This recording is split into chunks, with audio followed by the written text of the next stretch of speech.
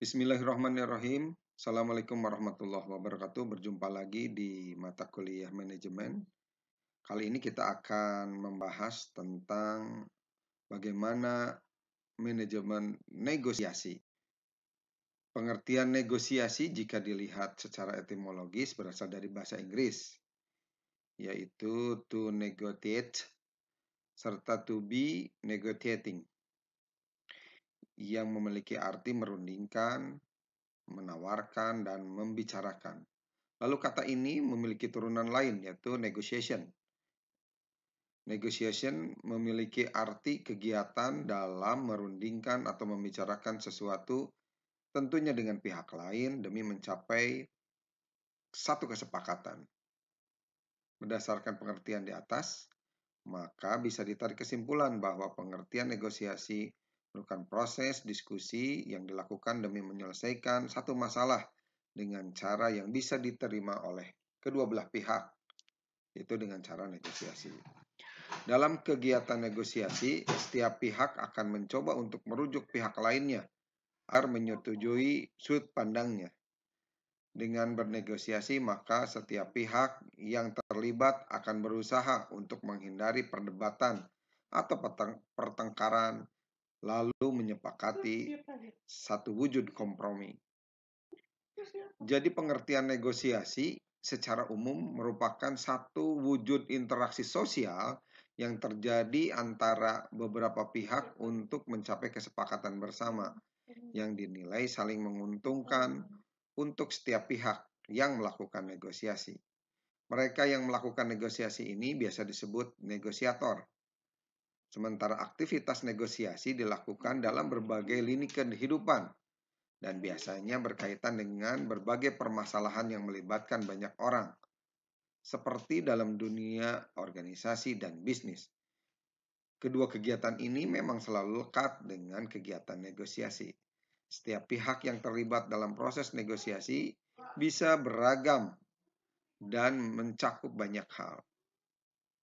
Contohnya, negosiasi dalam aktivitas sehari-hari adalah tawar-menawar harga antara penjual dan pembeli. Lalu juga contoh lainnya, wawancara antara calon karyawan dan pihak perusahaan, kesepakatan bisnis antara satu perusahaan dengan perusahaan lainnya, dan komunikasi antar negara dalam hal kerjasama bilateral.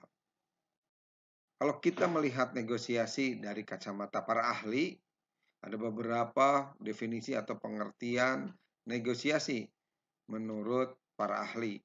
Dalam Kamus Besar Bahasa Indonesia, negosiasi dipahami sebagai proses tawar-menawar dengan jalan berunding guna mencapai kesepakatan bersama antara satu pihak dengan pihak lainnya. Pengertian negosiasi menurut Suyud Margono adalah proses konsensus yang dipergunakan para pihak untuk memperoleh kesepakatan di antara mereka. Sementara menurut Linda L. Putnam, negosiasi merujuk pada dua atau lebih orang yang bekerja sama untuk meraih keputusan yang biasanya dilakukan melalui pertukaran usul ataupun sebaliknya. Menurut para ahli lainnya, misalkan Henry Kissinger, menyebutkan bahwa negosiasi merupakan proses kombinasi posisi konflik ke dalam posisi umum di bawah sebuah aturan keputusan yang bulat. Pengertian negosiasi menurut Robin lain lagi. Sebuah proses yang di dalamnya ada dua pihak atau lebih yang bertukar barang atau jasa dan berupaya menyepakati tingkat kerjasama tersebut bagi mereka yang tentunya sesuai dengan kesepakatan kedua pihak. Lalu yang terakhir menurut Jackman, negosiasi merupakan proses yang terjadi antara dua pihak atau lebih yang pada mulanya memiliki pemikiran berbeda hingga akhirnya mencapai kesepakatan. Selanjutnya, bagaimana memahami tujuan negosiasi?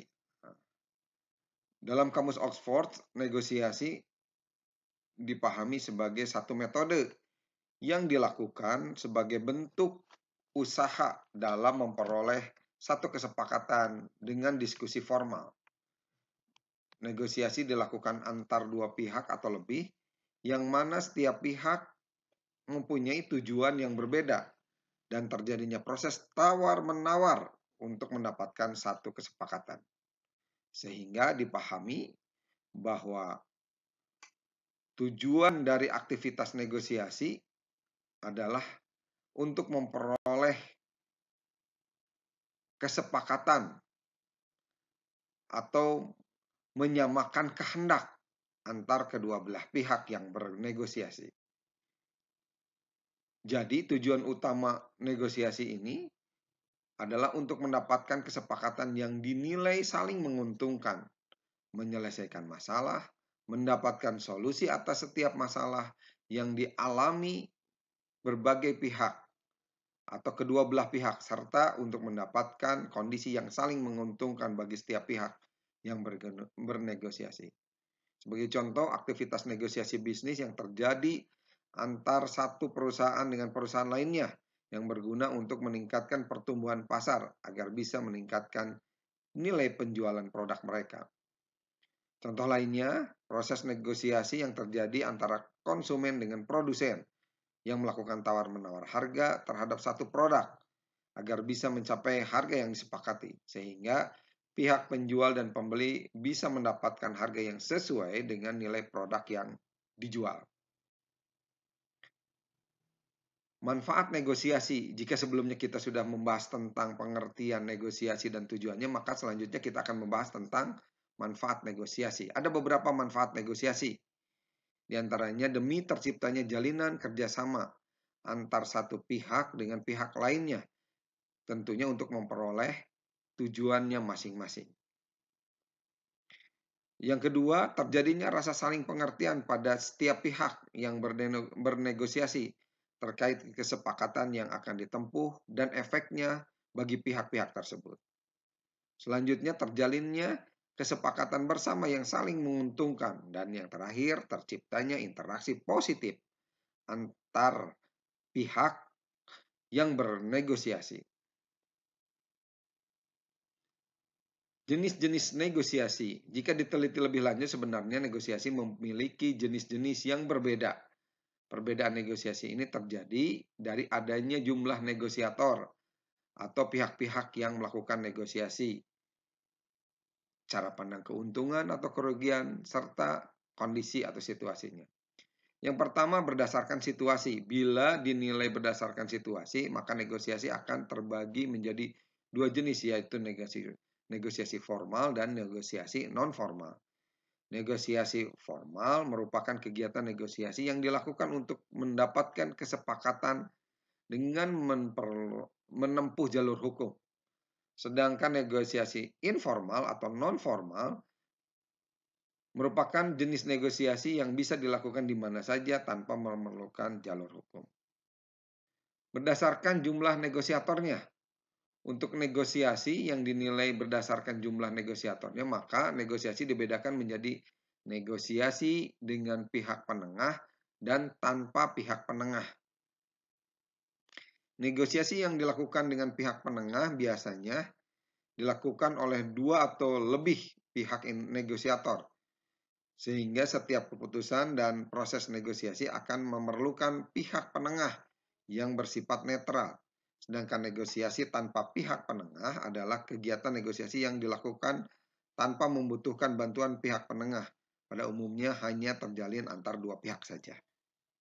Jenis lainnya adalah berdasarkan keuntungan dan kerugian. Untuk jenis negosiasi yang dinilai berdasarkan keuntungan dan kerugian, maka terbagi menjadi jenis negosiasi kolaborasi, negosiasi dominasi, negosiasi akomodasi, dan negosiasi lose-lose. Jenis negosiasi kolaborasi merupakan jenis yang melibatkan seluruh pihak untuk menyuarakan pendapat dan keinginannya, sehingga akan terjalin kolaborasi kepentingan dan keinginan untuk bisa mendapatkan solusi yang terbaik. Sedangkan jenis negosiasi dominasi, sesuai dengan namanya, jenis ini akan menguntungkan salah satu pihak saja dan pihak lainnya tidak mendapatkan keuntungan. Selanjutnya, untuk negosiasi akomodasi, setiap pihak yang melakukan negosiasi hanya akan mendapatkan keuntungan yang sedikit. Bahkan bisa saja pihak lawan mendapatkan keuntungan yang banyak. Di sisi lain, negosiasi lose-lose adalah negosiasi yang dilakukan untuk tidak melanjutkan konflik atau konflik baru. Jadi setiap pihak akan memilih untuk menyelesaikan masalah dengan kepala dingin. Kemampuan dasar bernegosiasi. Ya. Sebelum melakukan proses negosiasi, maka negosiator dari masing-masing pihak harus memahami filosofi dari negosiasi itu sendiri. Tadi sudah kita jelaskan bahwa melakukan negosiasi harus didasari kesepakatan yang diambil, yang tentunya mampu menguntungkan setiap pihak dan memenangkan setiap pihak. Poin tersebut bisa didapatkan dengan cara mempertimbangkan setiap aspek negosiasi yang didapat dari berbagai sudut pandang. Untuk melakukan negosiasi, para negosiator harus memiliki kemampuan dasar yang berupa kesabaran dalam mengambil tindakan, ketajaman berpikir, beradaptasi dengan baik, mempunyai daya tahan, memiliki keahlian bersosialisasi, memiliki daya konsentrasi yang baik, memiliki artikulasi bicara yang baik, dan tentunya ada selera humor juga lebih baik. Selain itu, negosiator juga harus paham bahwa setiap pendapatnya harus dilengkapi dengan fakta, alasan, atau contoh yang jelas agar bisa dimengerti dengan mudah. Negosiator juga harus menyampaikan pendapatnya dengan volume suara yang jelas, pilihan kata dan intonasi yang tepat sasaran, di mana setiap pendapat juga harus diucapkan dengan sikap sopan, lancar, dan jelas, serta harus mempertimbangkan kondisi setiap pendapat dari pihak lain. Selanjutnya, faktor utama dalam negosiasi.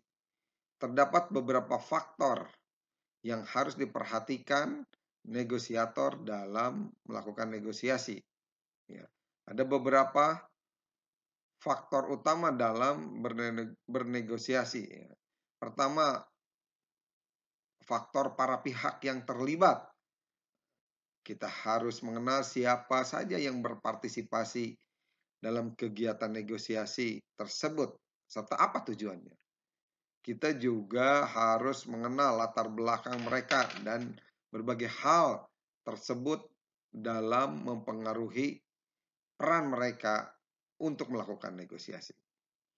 Faktor yang kedua adalah hubungan. Selain itu, Anda juga harus mengenal hubungan baik dengan pihak negosiator tersebut dengan perantara dalam melakukan negosiasi. Pertanyaan yang harus Anda temukan jawabannya adalah bagaimana pihak negosiator tersebut terhubung dan apa fungsinya dalam kegiatan negosiasi yang akan kita lakukan. Faktor lainnya adalah komunikasi. Hal ini berkaitan dengan kepentingan para negosiator yang mampu berkomunikasi dengan baik dalam mengunci kesepakatan mereka dengan bernegosiasi.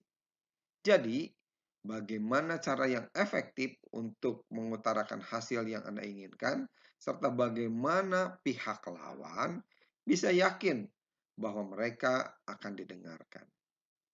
Selanjutnya, faktor alternatif. Kedua belah pihak harus mencari alternatif lain jika kesepakatan awal tidak diinginkan atau tidak disepakati oleh salah satu pihak. Selanjutnya, opsi realistis. Nah, faktor ini menyebutkan bahwa ada pertanyaan, apakah ada pilihan lain yang memungkinkan kedua belah pihak untuk mendapatkan hasil yang menguntungkan? Ataukah apakah para negosiator sudah mengeluarkan pendapatnya tentang fleksibilitas pilihan dalam tuntutannya? Faktor yang terakhir, klaim yang sah. Setiap permintaan dan janji yang dinyatakan oleh masing-masing pihak harus sah. Para negosiator harus menawarkan bukti untuk mendukung klaimnya dan membuktikan bahwa tuntutannya sudah valid. Para negosiator juga harus menjamin bahwa kepercayaan atau hal-hal yang menjadi kesepakatan ini dapat diambil atau ditindaklanjuti. Selanjutnya yang terakhir kita akan bicara tentang tahapan negosiasi. Untuk mencapai hasil yang diinginkan, tentunya diperlukan satu pendekatan yang sistematis dan terukur dalam bernegosiasi. Ada 6 langkah atau tahapan dalam bernegosiasi. Yang pertama, tahap persiapan, preparation stage, di mana sebelum melakukan negosiasi diperlukan penetapan lokasi dan waktu pertemuan, serta siapa yang harus menghadiri pertemuan negosiasinya. Pembatasan skala waktu juga dapat membantu untuk mencegah perselisihan yang berkelanjutan. Tahap ini untuk memastikan semua fakta terkait dari situasi yang diketahui dan untuk memperjelas posisi pihak yang akan bernegosiasi. Melakukan persiapan sebelum membahas satu permasalahan atau ketidaksepakatan ini akan membantu menghindari konflik lebih lanjut daripada membuang-buang waktu selama pertemuan. Tahap kedua adalah tahap discussion stage, yaitu tahap diskusi, di mana pada tahap ini setiap individu atau anggota dari masing-masing pihak akan mengajukan kasus permasalahan mereka. Keterampilan yang diperlukan dalam tahap ini adalah bertanya, mendengarkan, dan mengklarifikasikan. Membuat catatan yang ini juga sangat membantu selama tahap diskusi, terutama pada poin-poin yang diajukan atau poin-poin yang diperlukan klarifikasinya. Selanjutnya tahap ketiga adalah mengklarifikasi tujuan, clarifying goal stage. Tujuan, kepentingan, dan sudut pandang dari kedua pihak yang berselisih yang telah didiskusikan bersama perlu diklarifikasikan sehingga memungkinkan untuk membangun landasan bersama. Klarifikasi merupakan bagian penting dalam proses negosiasi sehingga tidak terjadi kesalahpahaman yang akan menyebabkan masalah dan hambatan untuk mencapai hasil yang menguntungkan kedua belah pihak. Tahap ketiga bernegosiasi menuju hasil yang memenangkan atau negotiate towards a win-win outcome. Tahap ini berfokus pada apa yang disebut sebagai hasil win-win atau menang-menang, di mana kedua belah pihak merasa mereka telah memperoleh sesuatu yang positif melalui proses negosiasi, dan kedua belah pihak merasa bahwa sudut pandang mereka telah dipertimbangkan. Hasil win-win biasanya merupakan hasil terbaik, meskipun ini tidak selalu terjadi dan tidak selalu memungkinkan. Namun win-win harus menjadi tujuan akhir dari proses negosiasi. Saran akan strategi alternatif dan kompromi perlu dipertimbangkan pada poin ini. Kompromi sering merupakan alternatif positif yang seringkali dapat mencapai manfaat yang lebih besar bagi semua pihak dibandingkan dengan berpegang pada posisi semula. Yang kedua adalah perjanjian atau agreement. Perjanjian dapat dicapai setelah pemahaman tentang sudut pandang dan kepentingan kedua belah pihak yang telah dipertimbangkan. Adalah sangat penting bagi semua pihak atau semua orang yang terlibat untuk tetap berpikiran terbuka dalam mencapai solusi yang dapat diterima kedua belah pihak jika memiliki perbedaan. Kesepakatan apapun harus dibuat sangat jelas sehingga kedua belah pihak tahu apa yang telah diputuskannya. Menerapkan tindakan dari hasil perjanjian merupakan tahap terakhir, di mana dari perjanjian yang telah disepakati, tindakan harus dilakukan untuk melaksanakan keputusan dari perjanjian tersebut. Kesimpulannya, berdasarkan penjelasan kita tadi di atas, bahwa pengertian negosiasi dipahami sebagai bentuk kegiatan diskusi yang melibatkan dua belah pihak atau lebih untuk memperoleh kesepakatan yang disetujui oleh setiap pihak yang terlibat di dalamnya. Dalam pelaksanaannya, salah satu pihak akan menerangkan sudut pandangnya dan pihak lain akan menerima kondisi yang ditawarkan ataupun menolaknya dengan mengeluarkan satu sudut pandang sendiri. Proses ini akan berlanjut hingga kedua belah pihak yang bernegosiasi bisa mendapatkan kesepakatan bersama. Pertemuan kali ini yang membahas tentang negosiasi mudah-mudahan bermanfaat. Assalamualaikum warahmatullahi wabarakatuh.